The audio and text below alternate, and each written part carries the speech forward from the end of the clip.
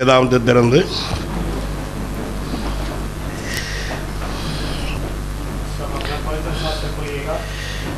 அப்போஸ்தலனாகிய பரிசுத்த பவுல் கொரிந்தியருக்கு எழுதின முதலாம் நிருபம் 15ஆம் அதிகாரம் 57வது வசனத்தை யாராவது ஒரு எழுந்து நின்று சத்தமாக வாசிக்கலாம். पहली कोरिन्थियों की पुस्तक 15वां अध्याय की 57वां वचन को कोई उठ के ऊंची सबसे पढ़िएगा. पहली कोरिन्थियों 15:57.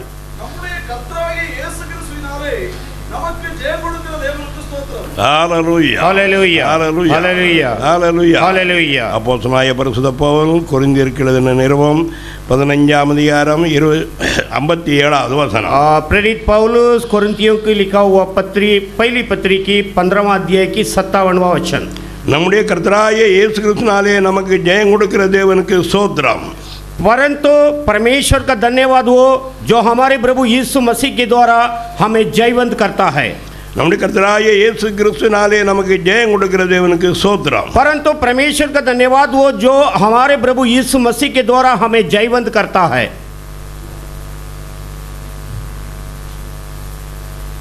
தேவனுடைய பரிசுத்த நாமத்திற்கு ஸ்தோத்திரம் உண்டாவதாக. परमेश्वर के पवित्र नाम को स्तुति हो. இந்த உலக வாழ்க்கையிலே நாம் அடைந்திருக்கிற மேன்மை மிகவும் பெரியதாகும். इस सांसारिक जीवित में हम जो पदवी जो पाया है वो सबसे श्रेष्ठ है. தேவனுடைய பரிசுத்த நாம ஸ்தோத்திரம். அநேக ரிஷிகளும் யோகிகளும் பலவிதமான முயற்சி செய்கிறவங்களும் அடைய முடியாத சிராக்கியத்தை பாக்கியத்தை நாம் அடைந்திருக்கிறோம். और नाना प्रकार का जो बड़े बड़े ऋषियाँ और बड़े ज्ञानवान जो नहीं पाया है ऐसे एक धन्य को हम पाए हैं. கிறிஸ்தவம் என்று சொல்லப்படுகிறது மிகவும் மேன்மையானது. அதை முழுவதுமாக இன்னும் கிறிஸ்தவர்களும் கூட அறிந்து கொள்ளவில்லை. मसीहत जो है सबसे श्रेष्ठ बात है लेकिन इसे अभी भी मसीह लोग बराबर समझ नहीं पाया है.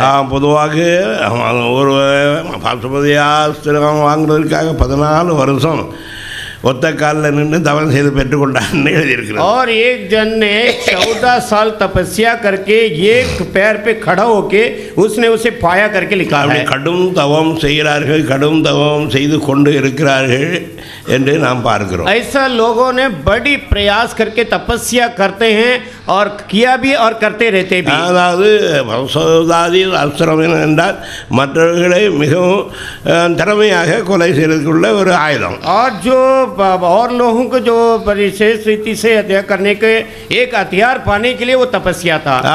விதமாக அந்த பரிசுத்தாஸ்திரம் ஒரு மரத்தின் மேலே எய்தால் அது அம்புனால அந்த அஸ்திரத்தை ஏதால் एक तीर जो एक झाड़ के ऊपर उसने அந்த மரத்தை தொலைச்சி ஆக்கி பால் கடலில் முங்கி திரும்ப அம்பராத்தூனில் வந்து அந்த அம்பு உட்கார்ந்து கொள்ளும். और उस झाड़ के बीच में से वो तीर चला गया करके उसमें लिखा हुआ है. ஒரு மனிதன் மேலோ அல்லது ஒரு மிருகம் மேலோ ஏதால் और जो एक मनुष्य एक जानवर அது வந்து அந்த பக்கம் போகாமல் அதை உள்ள முழுவதும் சல்லடையாக அரிச்சிட்டு திரும்ப திருப்பாக்கடையில் முங்கி வந்து உட்காந்துருமா. और उस बार तो जाने के पहले वो जिसके ऊपर तीर फेंका जाता है उसको एकदम जाली के हिसाब से उसको एकदम छूट துரோணர் பாசுபதியாசம் அதாவது அந்த அந்த திறமையை அர்ஜுனனுக்கு கொடுத்தார். और अर्जुनन को दिया करके लिखा है. அதாவது வேற யாருக்கும் அது தெரியாது, வேற யாராவது விட முடியாது. और किसी को भी मालूम नहीं, कोई वो तीर भी फेंक नहीं सकता है. ஒரு அதாவது தாழ்ந்த ஜாதிகார ஒரு வேடன் தான் பேர் ஏகலைவன். और जो एक नीच जात में एक शिकार था उसके नाम ऐसा था. அவன் வந்து அதாவது குருவாக ஏற்றுக்கொள்ள எனக்கு பயிற்சி செய்து கொள்ளணும்னா அவர் ஒத்துக்கொள்ள அதை நான் சுருக்கமாக சொல்லுகிறேன். அவனை விரட்டி விட்டார். ஏன்னா அவன் வந்து ஒரு तालना जारी कर उसको गुरु मान के और उनके पास सीखने के लिए आया था, लेकिन उसको उसने भगा दिया क्योंकि वो एक नीच जात था. सवाल उठ तो भी वो बोला कि मैं आपसे जरूर सीखूंगा.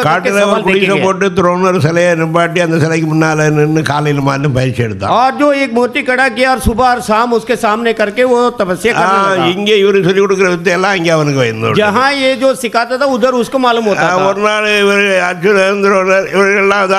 வேட்டைக்கு அதாவது காட்டுக்கு போனார். और एक दिन अर्जुन उसके साथियों ने शिकार करने के लिए அர்ஜுனுடைய जंगल में நாய் गया। ஓடி போய் அந்த துரோண மேல அதாவது மூத்திரம் இருந்துடுது. और अर्जुन के कुत्ता ने जाके उसने जो मूर्ति रखा था उसके ऊपर पेशाब करने அந்த लगा। சமயத்தில் வேட அந்த குடிசையில இருந்து வெளியே வந்துட்டான். और उस समय वो शिकारी जो अपने பாசுமதி அஸ்திரத்தை அது மேல விட்டாங்க. और जो उसके जो तीर उसके ऊपर फेंका।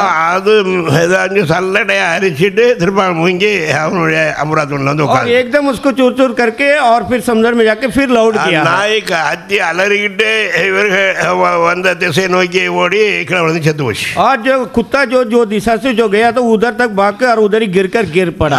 அப்போது பார்த்தா பாசுமதி அஸ்திரம் ஏயப்பட்டிருக்குது. और देखा तो ये तो तीर तो यहाँ पर लगा हुआ तो है।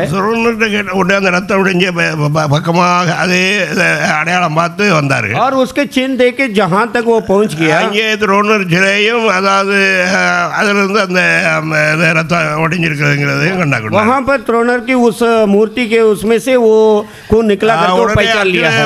வாதம் பண்றான், எனக்கு மாத்திரம் கற்றுக் கொடுத்தது சொன்னேரு, இப்ப வேற கற்றுக் கொடுத்திருக்கிறேன். तब वो विवाद करता है कि केवल हम ही को सिखाया, अभी दूसरा कैसे सीख गया है? இருந்து வந்து அதாவது ஏகலைவன் அதாவது கும்பிட்டு நான் குருவே வணக்கம்னு சொல்லி और जो गुरु नमस्कार करके एक देवन ने आके उसको करने लगा। நீ யாரு என்னன்னு जब पूछा आप कौन है? நான் மட்டும் வந்து கற்றுக்கொள்றேன்னு சொன்னேன்ல, நான் என் பேர் ஏகலைவன். मैं आपके पास आके सीख लूंगा करके जिसने मैं कहा था और मेरा नाम एक देवना है। நீ எப்படி கற்றுக்கொண்ட? तू कैसा सीख लिया? சிலைக்கு முன்பாக காலையும் மாலையும் பயிற்சி எடுத்தேன். அதன் மூலமாக और इस मूर्ति के सामने सुबह और शाम मैंने अभ्यास किया और मैं सीख लिया। தட்சணை கொடுக்கலையே. और गुरु दक्षिणा तो नहीं दिया है। அது வஞ்சனையான ஒரு காரியம். எது கேட்டாலும் கொடுக்குறேன். और वंचित के बाद கட்ட வரல கொடுக்குறேன். जो भी मांगा वो मैं दूंगा। तो கட்ட வரல வெட்டி துரோணருக்கு கொடுத்து और अपने तलवार निकला अपने उंगली काट कर उसको दे दिया। உபயோகிக்க முடியாது. கட்ட வரல இல்லைன்னா பிடிக்க வைக்க ஒண்ணு முடியாது. இவ்விதமாக அந்த இந்து மதத்தில் ஜாதி வெறி, அதாவது இந்து மதம் என்று சொல்லி சொல்லும் பொழுது जाति अनुष्ठान कड़बिकाद पावम और जो हिंदू धर्म के मतलब जो जाति की जो बातों उसको पालन नहीं करेगा तो वो उसके लायक नहीं होता है। हिंदू मत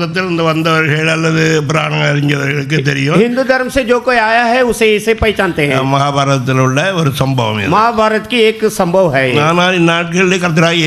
विश्वासी सभा की और इन दिनों में यीशु मसीह के ऊपर विश्वास रखे लोग कलीसिया में आते हैं। एक दो सप्ताह के आने के अंदर ज्ञान मंडल और उसको ज्ञान की मंडल खुल जाता है। காட்சி காணுகிறார், தரிசனம் காணுகிறார்கள். அது அந்த காலத்து ரிஷிகள் இன்னும் பிரயாசப்படாத வரங்களும் வல்லமைகளும் அவர்கள் உண்டாக ஆரம்பிச்சுட்டு அவர்கள் பேதமையானவர்களாக இருக்கிறார்கள். ஆனாலும் அவர்கள் என்ன சொல்றாங்கன்னா அவர்களுக்கு தெரியாது, கேட்கிற நமக்கு தெரியுது இறைவனுடைய ஆசீர்வாதம் எவ்வளவா இருக்குதுன்னு. और तुरंत जो उन लोग को परमेश्वर के प्रकट और दर्शन मिलता है और उनके कहने के अनुसार हमें लगता है कि परमेश्वर की दया कितनी बड़ी है।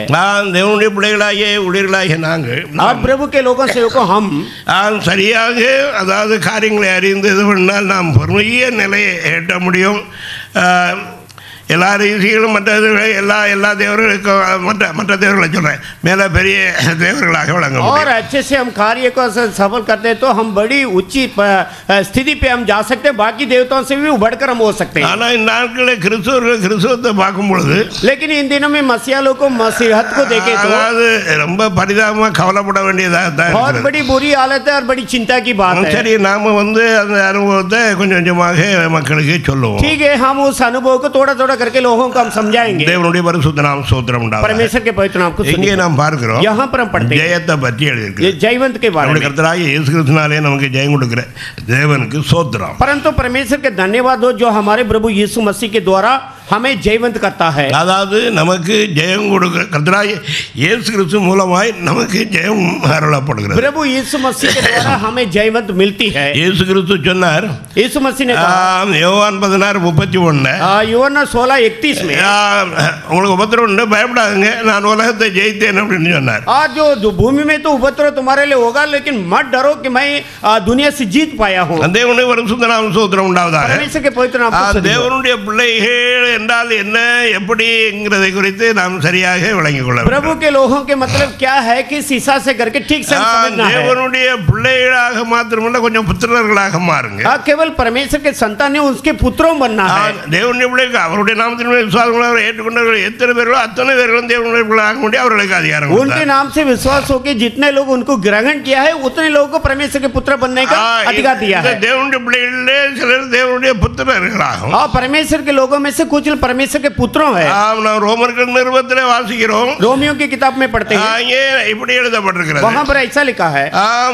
யார் தேவனுடைய ஆவியினால் நடத்தப்படுகிறார்கள் அவர் தேவனுடைய புத்திரராக இருக்கிறார்கள். जो कोई प्रभु के आत्मा से चलाए जाते हैं वो परमेश्वर के पुत्रों कहलाए जाएंगे. புத்திரர் வெளிப்படுவதற்காக சகல சிருஷ்டிகளும் எதிர்பார்த்து காத்திருக்கிறது தவிக்கிறது என்று சொல்லி எழுதப்பட்டிருக்கிறது. परमेश्वर के प्रशंसा के लिए सर्व सृष्टि भी तड़पती है करके लिखा है. தேவனுடைய பரிசுத்த நாமம் ஸ்தோத்திரம் உண்டாவதாக. परमेश्वर के पवित्र नाम को स्तुति हो. அதாவது பிள்ளையே இன்னைக்கு சபை அநேக குழந்தைகளுடைய உபதேசம் அந்த பழைய உபதேசம் அந்த பழைய அடிப்படை உபதேசம் மனந்திருமணம் பாவரிக்கை செய்யணும் ரசிக்கப்படணும் அதாவது இதைத்தான் பேசிக்கிட்டு இருக்கிறார்கள். அந்த வளர்ந்தவர்களுக்குள்ள ஆகாரம் கொடுத்து சபையை வளர்க்கவில்லை என்று எனக்கு கம்ப்ளைண்ட் வந்திருக்கு. और ऐसी मेरे पास एक कंप्लेंट आया है यहाँ के जो पासवान लोग जो छोटा बच्चा लोग को जैसा हम दूध खाना पीना जैसा खिलाते हैं उसी हिसाब से ये अभी तक खिलाते रहते हैं लेकिन बड़े लोग को कैसा क्या भोजन देना वो हिसाब से नहीं देते. தேவனுடைய ஊழியர்கள் சப்ஜெக்ட் எடுத்து பேசி மக்களை ஆவிக்குரிய ஜீவிதத்தில் வளர்க்கறதுக்கு பெரிய நிலைக்காக நீங்கள் முயற்சி செய்ய வேண்டும். और परमेश्वर के पासवान लोग ऐसा करना है एक एक सब्जेक्ट के प्रकार और उससे ही प्रचार करना है. தேவனுடைய பரிசுத்த நாமம் ஸ்தோத்திரம் உண்டாவதாக. परमेश्वर के पवित्र नाम को स्तुति हो. உலகத்தில் பிரசங்கிகள் இருக்கிறார்கள் பொதுவாக கன்வென்ஷன் வைப்பாங்க ஆனால் சப்ஜெக்ட் போட்டு பேசுறதுக்கு யாருக்கும் முடியாது யாரும் பேசுறது இல்லை நாம் தான் அதை செய்கிறோம். दुनिया में बहुत सारे प्रचारक तो होते हैं उन लोग कन्वेंशन चलाते हैं लेकिन किसी फर्स्ट एक सब्जेक्ट लेके उनको बात करने के लिए அப்படியே நம்முடைய சபையிலே சபை ஊழியர்கள் இருக்கக்கூடாது. हाँ लेकिन ऐसे जो सेवकों हमारे पास नहीं होना चाहिए. காட்சி கண்ட தரிசனம் கண்டு அதை அடிப்படையாக வச்சுக்கிட்டு பிரசங்கம் பண்ணிட்டு இருக்கக்கூடாது. கொஞ்சம் வசனத்தை கவனிக்கணும். दर्शन देगा प्रकट देगा उसी को नेव रख के संदेश नहीं देना.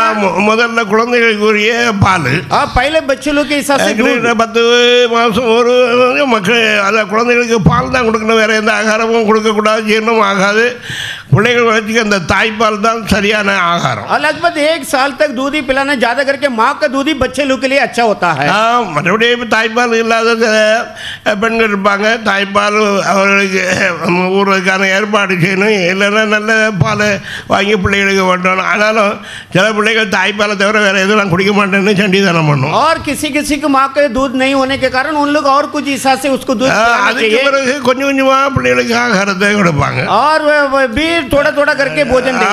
இப்படி அதை கொஞ்சம் அதுகளுக்கு தனியாக ஆக்கி நெய் போட்டு பிணைஞ்சி அல்லது கீரை போட்டு பிணைஞ்சி அல்லது பருப்பு போட்டு பிணைஞ்சி அப்படி கொஞ்சம் கொஞ்சமாக ஆகாரம் கொடுத்துப்பாங்க. फिर उसके बाद में चावल अच्छा से पकाएंगे उसको जो हरा भाजी 1.5 வயசாகும் பொழுது டாக்டர் சொல்லுவாங்க வீட்டு சாப்பாடை கொடுங்க இன்னும் பாலையை கொடுத்துக்கிட்டு இருக்காங்க. பால் அவர்களுக்கு தேவைப்பட்டப்போ அவர்கள் பால் குடிக்கலாம் பால் கொடுக்கப்படும். ஆனால் ஆகாரம் அப்போ தான் பலப்பட்டு கை கால் அடைஞ்சு நடக்க ஓட வைக்க அவர்களுக்கு இதாகும். और 1.5 साल के बाद में केवल दूध ही नहीं देते रहना है बाकी भोजन भी भाजी वाला भी बच्चे लोग को देना है तभी उन लोग को चलना फिरने का हिसाब से उनके हाथ அந்த காலத்து அம்மாமார்களாக இருந்தாங்க. और उस समय माता लोग माता के हिसाब से இந்த காலத்து அம்மாமார்களாக பார்க்க முடியும். लेकिन अभी के माता जी माँ के हिसाब से அந்த காலத்தில் தாய்மார்கள் பிள்ளைகளுக்கு 5 வயசு வரைக்கும் பால் கொடுத்தாங்க. उन दिनों में जो माँ तो अपने बेटा के लिए 5 साल तक दूध देते थे. பால் இல்லை அது நிறைய அதாவது உணவு மிஸ்டேக்களும் பெண்கள் ஆண்கள் தவறுகளும் பல காரியங்கள் நடைபெறும். इसमें बहुत सारा गलतियां औरत से भी होती है आदमी लोग से भी होता है. பிள்ளைகளுக்கு அடிக்கடி நோய் உண்டாகுது. बच्चे लोग को क्यों बार-बार बीमार होता है. கணவனை படுத்து அந்த கட்டில்ல பிள்ளைகளை அங்கே படுக்க விடக்கூடாது. और जो पिताजी जो कार्ड पे सोते हैं उसमें बच्चे लोग को नहीं सुलाना. அங்கே சீட்டு இருக்கும். உடனே பிள்ளைகளை அட்டாக் பண்ண அவர்களுக்கு சீர்தட்டும் பல வியாதிகள் உண்டாகும். और वो उस असुर जो बच्चे लोग को पकड़ लेता है उसको भी बीमारी होती है. அந்த பெட்டை மாற்றிட்டு அல்லது பிள்ளைகளை பொதுவாக தாய்மார்கள் கூட வச்சு கொடுக்கக்கூடாது. தொட்டில் தனியாதுகளை தூங்க வச்சு தரையில் அப்படியா காப்பாற்றணும். बच्चे लोग को उनके माँ अपने पास में नहीं सुलाना है. அடுத்தபடி கணவனோடு கூட சேர்ந்து உடனே பிள்ளைகளுக்கு பால் கொடுக்கக்கூடாது. और उसके बाद में तो बच्चे लोग को दूध नहीं देना है. அதாவது ஆண்களுடைய ஸ்பர்சம் பெண் பட்ட உடனே और संभोग कर लिया तो उसके तुरंत दूध नहीं देना है. பெண்களுக்கு ஒரு விதமான அதாவது ஒரு விதமான ஹார்மோன் சுரக்குது. और जो औरत लोग को एक हिसाब का हार्मोन मिलता அது होती है, பால்ல இருக்கும். वो दूध में मिल जाता है. பால்ல இப்படி இருக்கும்பொழுது உடனே பால் கொடுக்கும் பொழுது இந்த பிள்ளைக்கு உடனே வியாதி வரும். और उस समय संभोग करने के बाद तुरंत दूध देगा तो बच्चा लोग को बीमार होता है. கிடையாது வியாதி அது எப்பயாவது வரும். அதுக்கு காரணம் சொல்லுகிறேன். அந்த சுகாதார விதி சில அறிவு கணவனுக்கும் மனைவிக்கும் இல்லாதனால இந்த குழப்படிகள் நடக்கும். हमारे बच्चे लोग को तो ऐसा बीमारी नहीं आया. कुछ ज्ञान जो है माता पिता को नहीं होता है, इसलिए बच्चे लोग को बीमार होता है. அப்புறம் பிள்ளைகளை சேட்டை பண்ணுறாங்கன்னா சனி என்ன தொலைஞ்சி போ அப்படின்னு இந்த தாய்மார்கள் கண்டதை எடுத்து வாரியில் கீழே அதாவது செருப்பு கிருப்பு அதை எடுத்து சமத்தில் பிள்ளைகளை அடிப்பாங்க. जब भी बच्चे लोग गलत करते तो उसके माँ ने जूता वूता निकाल के या तो झाड़ू बूड़ू लेके उनको गालियां दे के उसको मारती है. அப்புறம் அதுக்கு சீக்கு வந்துட்டுனா ஐயோ ஆண்டவரே பிள்ளைக்கு அந்த நீடி கண்ணீர் வடிக்கிறதுல பெரிய கில்லாடிகள். उसके बाद में अगर बच्चे लोग को बीमार आ गया तो रोना लग जाते हैं. அந்த பிள்ளைகளுக்கு நீ சாம் போட்ட பார்த்தா நடக்குது, அது சாவ போகுது. तो बच्चे लोग को तुम श्राप दिया इसलिए ऐसा बीमार होता है. சாவு தொலை சனியனேன்னு சொல்லி திட்டின தெய்வாதான். तुम मर जाओ तो ऐसा हो जाएगी ऐसे हो जाएगा. तो माँ जब சரியான உபதேசம் கொடுக்கணும்.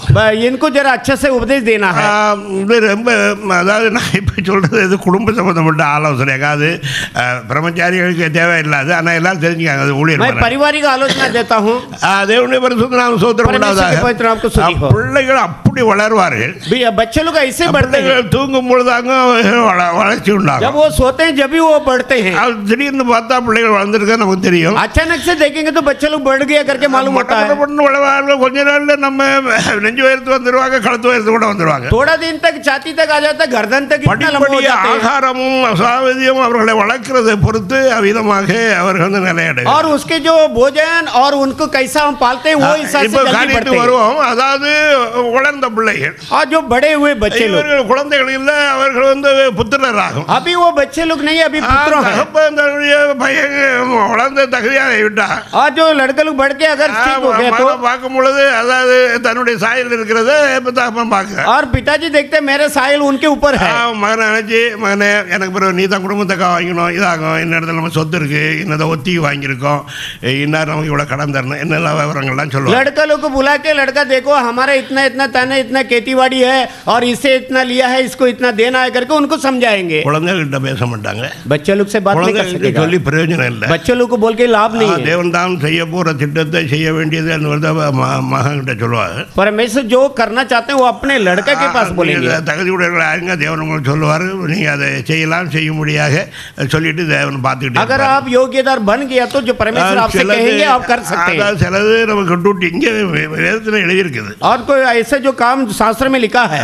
அங்கே எபிரேயர் 5:12 முதல் காலத்தை பார்த்தால் போதகராக இருக்க வேண்டிய உங்களுக்கு தேவனுடைய மூல வசனங்களை மறுபடியும் போதிக்க வேண்டியதா இருக்கிறது. நீங்கள் குழந்தைகள் யாரும் முடியாது பாலை குடிக்க கொடுத்தேன். பலமான ஆகாரமானது நன்மை தீமை என்ன இந்த பயிற்சியினால் பகிர்ந்ததுக்காக முயற்சி செய்யும் ஞானேந்திரங்களுடைய அதாவது பெரியவர்களுக்கு தான் தகும். மெல்கிசேதேக்கு பற்றி பேசிகிட்டே வரும்போது டக்குன்னு சப்ஜெக்டை பார்த்துடா, நான் அதிகமாக பேச முடியாது. வாசிங்க. இப்ரானியம் 5:12 காலத்தை பார்த்தால் போத வேண்டிய உங்களுக்கு தேவனுடைய வாக்கியங்களின் மூல உபதேசங்களை மறுபடியும் உபதேசிக்க வேண்டியதாக இருக்கிறது. நீங்கள் பலமான ஆகாரத்தை அல்ல பாலை உண்ணத்தக்கவர்களானீர்கள். பால் உண்கிறவன் குழந்தையாக இருக்கிறபடினாலே நீதியின் வசனத்தில் பழக்கமில்லாதவனாக இருக்கிறான். பலமான ஆகாரமானது நன்மை தீமை இன்னதென்று பயிற்சினால் பகுத்தறியத்தக்க முயற்சி செய்யும் ஞானேந்திரியங்களை உடையவர்களாகிய பூரண வயதுள்ளவர்களுக்கே தகும். தேவனுடைய பரிசுத்த நாமம் ஸ்தோத்திரம் உண்டாவதாக. परमेश्वर के पवित्र இங்கே விதமாக ரொம்ப வருத்தப்பட்டுகிறாரு அப்போஸ்தலன். यहाँ बड़ा चिंता होकर प्रेरित लिखता है. நீங்க இன்னும் குழந்தையா இருக்கனால பாலை தான் கொடுக்க வேண்டியது. अभी भी आप बच्चे लोग के इसीलिए दूध पिलाना पड़ता है. பலமான ஆகாரம், சேஷ ஆகாரம், விசேஷத்தை வெளிப்படுத்த ரகசியங்கள் அதற்குரியவர்களுக்கு தான் எழுத முடியும், அவங்களுக்கு தான் ஜீரணம் ஆகும். இந்த குழந்தைகளுக்கு கொடுத்தா ஜீரணம் ஆகாது, அதை செத்து போகும். அது யாருக்கு எந்த உபதேசம் கொடுக்கணுங்கிறது அது ரொம்ப முக்கியமாக. बलवंत अन्न आहार जो है, जो कोई बढ़ गए उन्हीं को दे सकते हैं. बच्चे लोग अगर आप जो ऐसे भोजन देंगे तो बच्चे लोग मर जाएंगे. அங்கே அவர் சொல்கிற பாலவங்கள் குழந்தைகளாக இருக்கிற அப்படின்னா நீதியின் வசனத்தில் பழக்கம் இல்லாதவராக இருக்கிறார். और वो लोग जो दूध पीते हैं इसीलिए जो धार्मिकता वचन के ऊपर उनको शिक्षा नहीं मिला है. ஆகாரமானது जो बलवंत अन्न जो நன்மை है, தீமை என்னதென்று பயிற்சியினால் பகுத்தறியத்தக்கதாக முயற்சி செய்யும் ஞானேந்திரங்களை உடையவர்களாகிய பூரண வயது உள்ளவர்களுக்கே தயும். पर अन्न सयानों के लिए जो जिनके जो ज्ञानेंद्रिय करते रहते हैं भले फुले, और जो वेद करने के लिए पक्की हो जाती है. தேவனுடைய பரிசுத்த நாம ஸ்தோத்திரம் परमेश्वर के पवित्र नाम स्तुति हो. அவர் நன்மை தீமையை அறிய மட்டும் பாலையும் வெண்ணையும் சாப்பிடுவார் என்று திருதத்தில் எழுதியிருக்கிறார். भला बुरा वो जानने तक वो दूध और मक्खन खाएंगे இன்னும் அநேக குழந்தைகளாக தான் இருக்கிறார்கள். बहुत सारे लोग बच्चे लोग हैं अभी. அதாவது இது நன்மை இது தீமை என்று நீங்களே பகுத்தறிய வேண்டும். ये भला बुरा करके आप ही पहचानना है. பகுத்தறிந்து நன்மையானது பற்றி கொண்டு தீமையானது உடனே அகற்ற வேண்டும். जांच कर जो भला है उसको ले लीजिए और बुरा उसको छोड़ देना. ஜாதி வெறி பாவம்னு சொல்லி और जो बड़े लोगों को मालूम है जात पात அதை விடுறதுக்கு இது இல்லை. लेकिन जाति को छोड़ना नहीं चाहते हैं. ஆவிக்குரிய நிலை அடையவும் மாட்டான். அதாவது இவங்க விசேஷ ஆகாரங்கள் கொடுக்க முடியாது. இருந்தால் ஆகாரத்தை பற்றி வேதாந்தத்தில் எழுதியிருக்கிறது. और जो कि ये लोग जो है ऐसा जो आत्मिक प्रकार का उन्नति नहीं पाएंगे. பாலை கொடுக்க வேண்டும். और दूध जो உச்சிதமான கோதுமையினால் போதிப்பேன். और उचित जो गेहूं को देने से தேனினால இது பண்ணுவேன். और जो ऐसे मैं तुमसे बड़ा होगा, மாம்சத்தை புசிக்க கொடுப்பேன். जो मांस को मैं दूंगा खाने என்னுடைய के लिए, ரத்தத்தை பானம் பண்ண मेरे கொடுக்கிறேன். लहू को पीने के அதாவது लिए दूंगा. ஆகாரத்தை வெவ்வேறு விதமான ஆகாரம் அதாவது வேதத்தில் எழுதப்பட்டது. अलग अलग प्रकार का भोजन शास्त्र में लिखा है. அவ்விதமாக நம்ம பாவம் செய்துட்டோம், வெளிப்படத்தில் கொடுக்கட்டுமே, அப்புறம் பார்ப்போம். हम तो पाप कर दिया लेकिन प्रकट उनको मिलने तो बाद में देखेंगे. தீர்க்கதரிசின்னு சொல்றாங்க, கண்டுபிடிக்கட்டுமே. नबी तो है उसको मालूम है. அதாவது பாவம் செய்த உடனே அதை ரோமர்கள் நிறுவம் 12ஆம் அதிகாரம் 2வது வசனத்தை வாசிங்க. ரோமியோ 12:2 நீங்கள் இந்த பிரபஞ்சத்திற்கு ஒத்த வேஷம் தெரியாமல் தேவனுடைய நன்மையும் பிரியமும் பரிபூர்ணமான சித்தம் இன்னதென்று பகுத்தறியத்தக்கதாக உங்கள் மனம் புதிதாகிறதுனாலே மறுரூபமாகுங்கள். தேவனுடைய பரிசுத்த நாம ஸ்தோத்திரம் உண்டாவதாக. தேவனுடைய நன்மையும் பிரியமும் பரிபூர்ணமான சித்தம் தானா இது? நான் பேசுறது, நான் செய்கிறது, நான் நடப்பிக்கிறது, நான் இது பண்ணுறது, அது சரிதானா? உலகத்துக்கு ஒத்த வேஷம் தரிக்கிறேன்னா அல்லது தேவனுக்கு இது பிரியமா பிரியம் இல்லை என்று காணுகிறேன் ஒவ்வொரு கண்டுபிடிக்கணும். मैं वैसे बनकर घूमता हूँ कि या तो ये जो मैं जो करता हूँ ये परमेश्वर की इच्छा या परमेश्वर के पसंद की बात है, एक करके पहले समझना है. தேவனுடைய பரிசுத்த நாம சொல்றேன். ஆனா உலகத்தை பிரியப்படுத்த, மனையை பிரியப்படுத்த, பிள்ளைகளை பிடித்த, அவங்கள பிரியப்படுத்த விட மாட்டேங்கிறான்.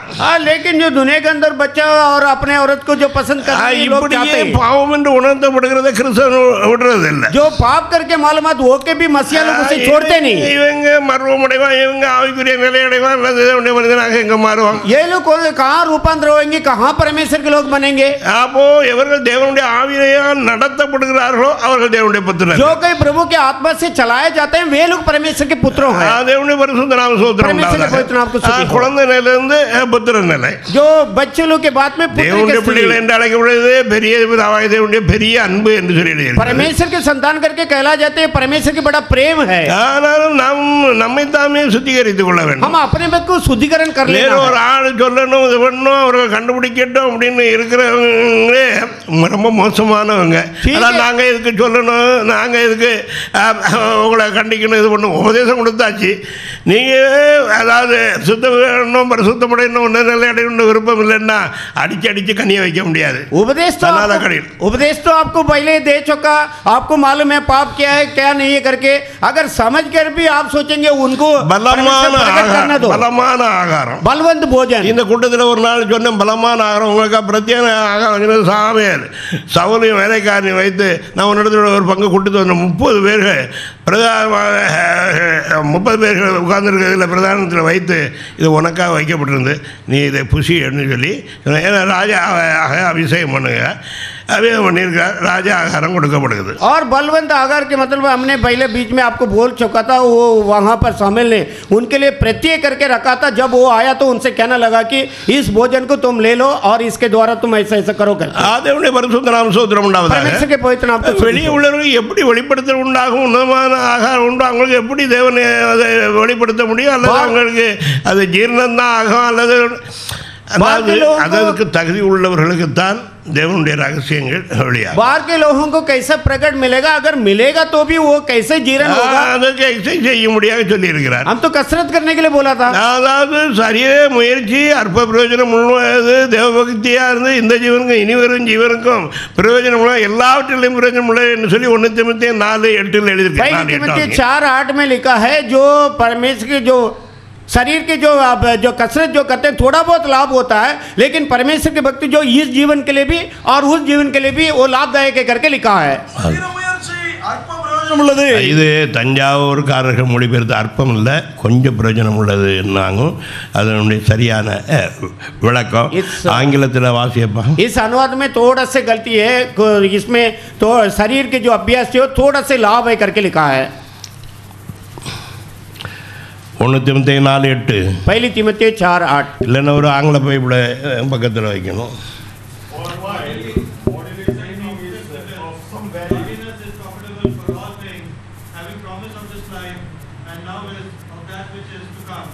திரும்ப சத்தமாக வாசிங்க.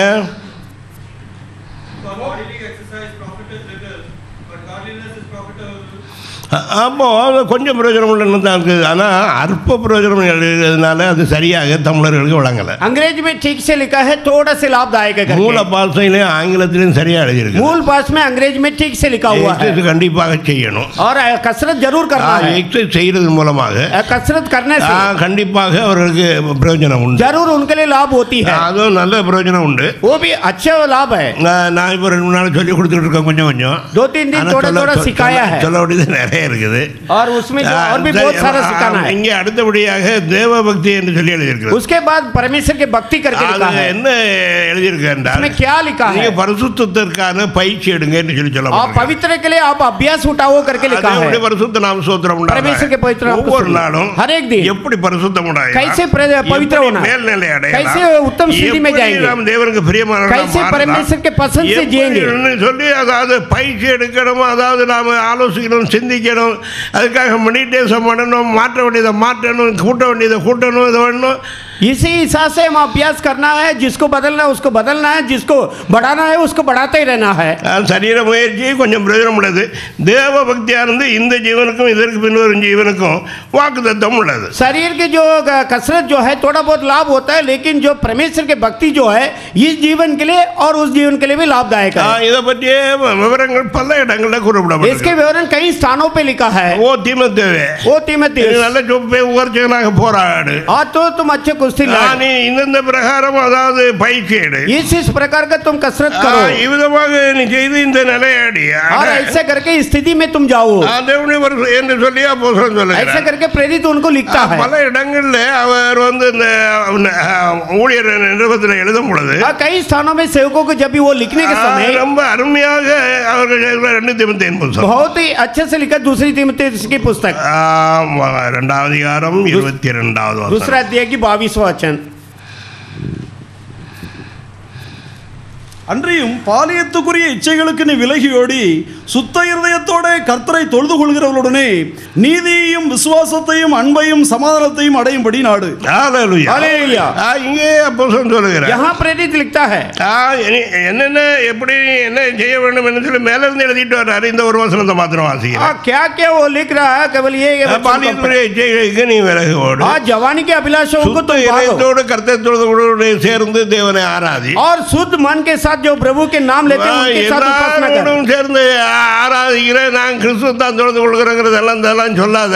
அவர்கள் சரியானவர்கள் சுத்த இருத்தோடு கூட வசந்தமடியான சபையா இல்லையான்னு சொல்லி பார்த்து அவர்களோடு சேர்ந்து ஆராதி. ये मत बोलो कि इन लोग भी आराधना करते हैं, मैं भी आराधना करता हूँ करके. लेकिन यहाँ पर क्या लिखा है, शुद्ध मन के साथ जो कोई प्रभु को आराधना करते हैं उनके साथ அந்த கூட்டத்துக்கு போனாகி நீ உருப்பிடுவியா உருப்பிட மாட்டியான்னு நீ ஆலோசி. उस आराधना में तुम जाएगा, तुम सुधरेगा क्या नहीं सुधरेगा. சுத்த இருதயத்தோடு கர்த்தரும் சொன்னார் शुद्ध मन के साथ प्रभु भी बोला தேவன் ஆவியால் தொழுது கொள்ள ஆவியோடு உண்மையோடு அவரை தொழுது கொள்ள வேண்டும். परमेश्वर आत्मा है वो उसको प्रणाम करने वाला आत्मा और தேவனை सच्चाई இன்னும் से தொழுது கொள்ளும் காலம் வரும். परमेश्वर को सब दानों में அது प्रणाम करने का समय आएगा இப்பொழுது வந்திருக்கிறது. वो अभी आ चुका है ஆனா எப்படி தொழுது கொள்ள வேண்டும் என்று யோவான் 4:23-24 लेकिन कैसे उनको प्रणाम करना चाहिए कि यूहन्ना 4:23-24 में लिखा நாம है ஆராதனை நடத்துறோம். हम आराधना कराते हैं உலகத்தில் நடக்கிற வேற ஆராதனைகளுக்கு ரொம்ப வித்தியாசம் உண்டு. दुनिया में जो आराधना होता है उससे कई फर्क है हमारे में இங்கே ஒருவன் திருந்தவ பரிசுத்தம் அடையணும்னா வெளியே போய் எங்கேயும் பரிசுத்தம் அடைய மாட்டான். அதாவது நான் சேலஞ்ச் பண்றேன். मैं चैलेंज करता हूं अगर इधर कोई नहीं सुधरा बाहर किधर भी जाके सुधरेगा नहीं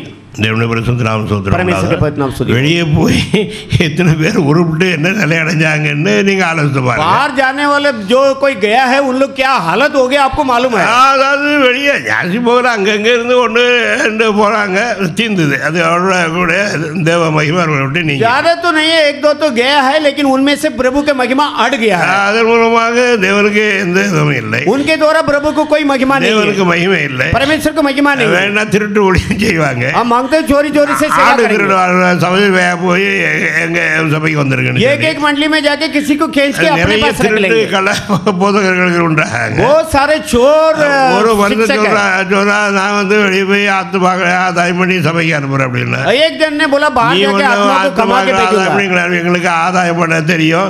ஒழுங்கா சபையில் எல்லாத்தையும் வெளியே போனா உள்ள வராத உள்ள எடுக்க மாட்டேன்னு சொல்லி उसको मैं बोला ठीक से तुम कलेसिया में रहो आत्मा को जीतने का हम लोग को मालूम है ஆனா என்ன நமக்கு தெரியாத இப்ப அவரு நமக்கு क्या हम लोग को मालूम नहीं कि आत्मा को कैसा लाना அதெல்லாம் எல்லாத்திலும் தகுதி உள்ளவர்களா தான் நாம தேவன் நியமித்து சபை அனுப்பியிருக்கோம். सब बातों के लिए जो हमको प्रभु ने अच्छे रीति से हमें योग्यता बनाया है தேவனுடைய பரிசுத்த நாமம் சுத்த இதயத்தோடு கர்த்தரோடு சேர்ந்து நீ வந்து இவ்விதமாக முயற்சி பண்ணு. जो शुद्ध मन के साथ प्रभु के नाम लेते हैं उनके साथ तुम ऐसा आराधना करो தேவனுடைய பரிசுத்த நாமம் ஸ்தோத்திரம். परमेश्वर के पवित्र नाम को स्तुति சபை போல பேர் வச்சு சபை நடக்கிறது போல பண்டிகைகளும் நீ வச்சு ஏன்னா அங்கே அவர்கள் விதமாக எருசலேமுக்கு போகிறது உங்களுக்கு ரொம்ப கஷ்டம். இங்கே பெத்தேலில் ஒன்று இந்த தானில் ஒன்று நானும் அமைச்சிருக்கிற பண்டிகைகளில் வந்து அங்கே செய்கிற மாதிரி இங்கே செய்வோன்னு சொன்ன இப்படி செய்கிற அது புதிய எருசலேமாக ஆகாது. और अपने सर के नाम रखे இரவே அம்பாவி விற்கிறாரு ஸ்தாபிச்ச और इधर के सर के नाम रख के इधर के सर के हम भी आराधना करेंगे आ जाओ करके बोलेगा तो वो हमारे आराधना नहीं होगा எருசலேமுக்கு பண்டிகைக்கு போனாயே தாவீதின் சந்தேசம் ரகாவே அம்மாவோட சேர்ந்து வரணும்னு சொல்லி அவன் ஒரு போலீஸ் சபையை உண்டாக்குனான். இந்த போலி ஆராதனை மதங்கள் உண்டான பற்றியும் பைபிள்ல எழுதியிருக்கு. झूठा आराधना धर्मों कैसा हुआ करके भी शास्त्र में लिखा है அதோட பரிசுத்த நாம ஸ்தோத்திரம். परमेश्वर के पवित्र नाम அதாவது ஆதியாகமத்துல எல்லாவற்றிற்கும் ஆரம்பம் இருக்கு और उत्पत्ति में सबके आरंभ है ஆதியாகமத்திலே அதாவது மதங்கள் தோன்றிட்டு மத சண்டாரமாயிருச்சு.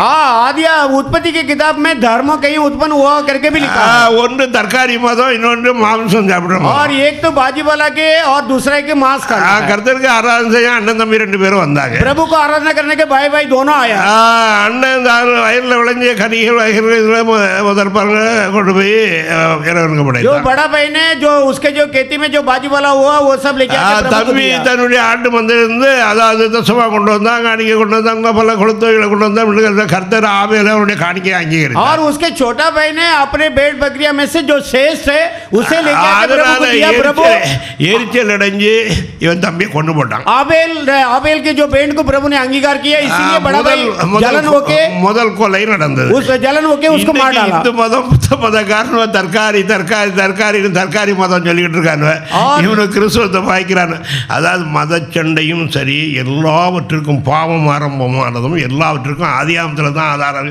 அங்கிருந்து இது ஆரம்பிச்சுதான் இப்போ புதுசாக ஆரம்பிச்சிருக்கதா நினைக்காதீங்க. धर्म की लड़ाई जितना भी होता है अभी हुआ करके आप मत समझिए उत्पत्ति की किताब में शुरू हो गया है இங்கே அந்த அம்மா சொன்னா நான் கர்த்தரால் பரிசனை பெற்றேன்னு சொல்லி और वो माता जी बोला प्रभु से एक लड़का पाया 3:12 எழுதியிருக்குது. பொல்லாங்கனால் உண்டா இருந்து தன் சகோதரனை கொலை செய்த காயினை போல இருக்காத பாய்க்காத சகோதரன் சொல்லி बुरा मत बनना अपने भाई को जो काइन ने मारा சாத்தானால் உண்டாகிறதாக இங்கே எழுதியிருக்குது. जो शैतान से हुआ करके लिखा है அப்படின்னா சாத்தான் எவனோட சேர்ந்து